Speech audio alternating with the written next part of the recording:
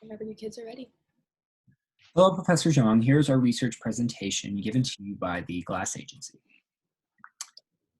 First, I'd like to start off with our executive summary, where we detail our secondary research. In our secondary research, we use situation and organizational research, while we also research the publics. In our primary research, we conducted focus groups and surveys. Okay, first some background on our situation and organization research. Oklahoma City experiences less tourism and population growth than surrounding cities, which negatively impacts the local economy and social sectors. And to fix that, the GLASS Agency would need to make key publics more aware of what Oklahoma City has to offer.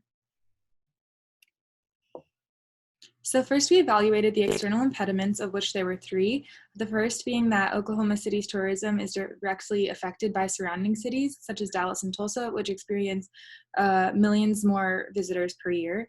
The second is that if Oklahoma City grew into the tourist giant it could be, small Oklahoma towns may miss out on the tourism profit they rely on. And the third, that many businesses seem unwilling to locate or expand to Oklahoma City. Like the Oklahoma City Thunder is a large source of revenue for the city, but other teams are not willing to move. But that led us to an external opportunity, which is to bring professional sports teams into the community, which would just increase revenue, tourist, and job opportunities. For the internal opportunities, OKC has many unique, entertaining tourist attractions, like Bricktown, Oklahoma City Thunder, the Myriad Botanical Garden, and some of the niche markets are Oklahoma City Thunder, National Cowboy and Western Heritage Museum, and the Oklahoma City National Memorial and Museum. Some of the strengths of Oklahoma City are less expensive, available free parking, public transportation, and then some of the internal impediments is Oklahoma City is not very diverse, which may turn away those who are looking for a more inclusive and diverse experience. And so some of the publics. So OKC is a reasonable traveling distance from several major U.S. cities. So Dallas, like Tulsa, Kansas City. Some of the producers are Bricktown Entertainment District, Oklahoma City Museum of Art, the Myriad Gardens, and Oklahoma City Thunder or Oklahoma City Zoo. Area influencers and opinion leaders like Oklahoma City Thunder's Chris Paul. They contribute to the city's reputation and appeal. So our key public was middle-class individuals in their 20s that have or are pursuing higher education from surrounding areas like Texas or Missouri. So travel isn't an issue. And then use of social media such as Facebook and Instagram. And so our SWOT analysis table kind of just sums up basically everything that we were already saying. And so for some of Oklahoma City's strengths, it is considered less expensive than other major US cities such as Dallas, Kansas City, or even Tulsa. And there also tends to be less traffic. And then there also is the appeal of a professional sports team, so the Oklahoma City Thunder. But some of the weaknesses include lack of diversity. And then also there's a huge lack of awareness in terms of advertising and campaigns. But this also presents opportunities for a diversified social media campaign in order to reach some of those people who aren't already hearing about events and things that are happening in the city. And then also the potential addition of a professional football team, and then also just general growth and expansion overall. But also some of the threats to Oklahoma City include, once again, so those surrounding cities, and then opposition to the growth and expansion of OKC by rural Oklahomans. And so for our first method, we utilized a focus group. And so we were able to conduct primary research, and this was necessary in order to find out more information about the city's key publics, how to attract these publics to Oklahoma City, and then how to best reach them. And so for our 3 research questions, we asked, what are the audience's general thoughts and feelings about Oklahoma City? What changes need to occur for Oklahoma City to be a more desirable place to reside? And then what are some of the best ways to get in touch with our key publics, specifically younger generations who are looking for a permanent home in the next year or so? Following that, with our focus groups, our data collection method took place on Wednesday, March 4th, where we found focus group members. They were 20 to 21-year-old female students, upperclassmen from 4 different majors. These participants were selected because these were the final years that they would be spending at OU. So the decisions that they would be making pretty soon would be where to live following graduation, whether OKC offers enough initiatives to become a permanent residency, and which factors matter most when deciding upon a future home. And so with our focus group guide included introductory and awareness questions, along with perception questions, comprehensive questions, communication and media questions, along with desirability questions, and ending it with asking if the participants needed or felt as if anything was left out of the focus group discussion. So for the major findings that we concluded from our focus group research, the first was that Oklahoma City lacks diversity. The focus group discussed how rich the Oklahoma's history is in regards to different ethnic groups, but how little that is celebrated in the city. They were also concerned with the large class disparity and lack of affordable housing options that exclude the middle and lower classes. A second major finding is the lack of things to do. Participants felt like there wasn't enough things to do to fill up a day in Oklahoma City compared to other US cities, and that it's not very tourist friendly, and that you might need an Oklahoma City native to show you all the better things to do in the city. The third major finding was marketing events, that all of our participants agreed that they almost never hear about the Oklahoma City events until after they've happened, and if they do hear about it, it's through word of mouth and typically about an event they're not very interested in. For the unexpected findings, so OKC is a partial experience. So group members agreed that OKC is a partial experience, so certain satisfaction with restaurants and other areas fall short. So we need OKC native to make more trips to the city worthwhile. So some of the questions were, how can Oklahoma City better include and serve minority communities? What do other cities have that cause them to be considered whole experiences rather than partial? And do older generations share the opinions of our younger focus group? And so with our second method, we used a survey. And so the secondary research that we had already gathered about Oklahoma City revealed that it is growing and that it offers a variety of interests and activities for people. And especially we wanted to get younger people's perspective on this information. And so we found that a survey was necessary to supplement the information that we had already gathered.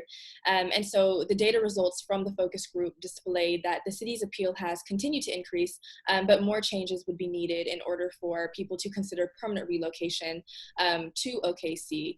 And so therefore the survey enabled us to gain a greater understanding of where Oklahoma City stands when compared to other large cities in the US, and what attracts the most members from our target audience to the city, and what changes or information would be most useful in convincing them to consider permanent relocation. And so our two research questions were, is there a correlation between how often people visit OKC and their opinion of it, and do people who believe OKC to be a good place for families think that it's not a good place for young people? And so continuing with that, the survey made it possible for us to assess a larger sample size than our focus group. And so our focus group included 4 people, whereas with the survey, we were able to get responses from almost 100 people. And so that enabled us to start seeing whether trends were present or not, and able to establish correlation with the data that we were collecting. And so for some of the benefits, we were able to have more participants in the target audience that could respond at once. And then it was also more convenient for participants. And we were able to collect in-depth data about how participants feel. Our procedure for this survey with gaining participants was it was distributed on various GroupMe's and social media platforms. It took less than 10 minutes to complete.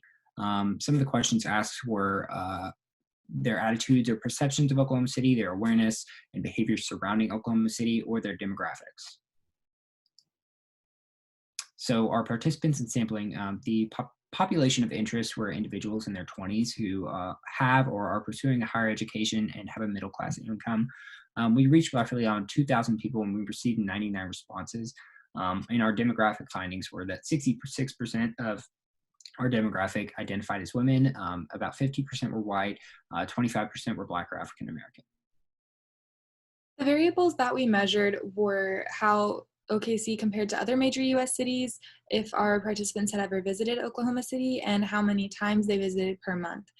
We measured using a survey that asked a variety of questions discerning individuals' desires, practices, and feelings toward traveling to Oklahoma City.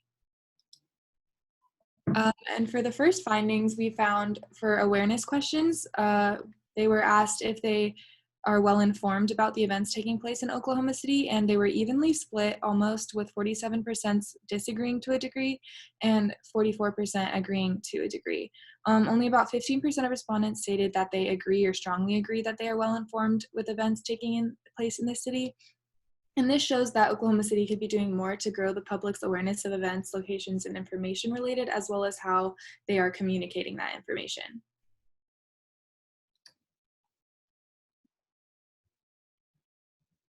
For the perceptions, so measured trends related to these topics. So the affordability of Oklahoma City, whether the city is a good place for families or not, diversity and cultural awareness, and how OKC compares to other major US cities. So for cultural awareness, we asked them to rank Oklahoma City as committed to diversity and cultural awareness. So the majority of respondents, about 55%, range from strongly disagree to neither agree nor disagree. And this data shows that OKC needs to improve in its cultural awareness efforts. And then, so for behaviors, the data gathered showed two different types of behaviors. And so visitation to Oklahoma City, and then also the media usage of our respondents. And so for visitation, about 38% of participants visit OKC 1 to 2 times per month.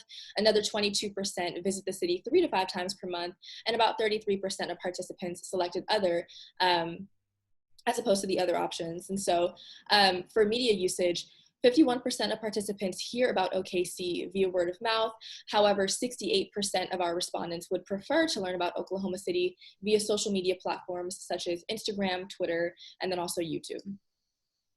And so for inferential statistics, a significant positive correlation was found between individuals who believe that OKC is a good place for families and individuals who believe it is a good place for young people. And the hypothesis that college students have positive feelings towards OKC was also disproved. And so college students did not express more positive feelings than respondents who were over the age of 25.